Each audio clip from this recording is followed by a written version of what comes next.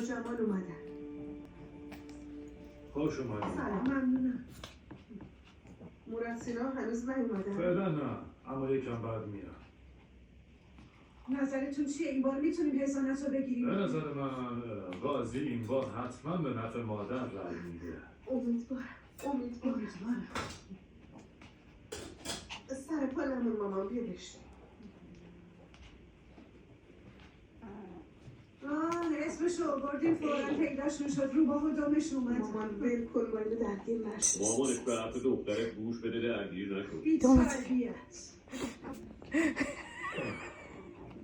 این اینجا حرف بزنم. آدم این تو حرفامو میزنم.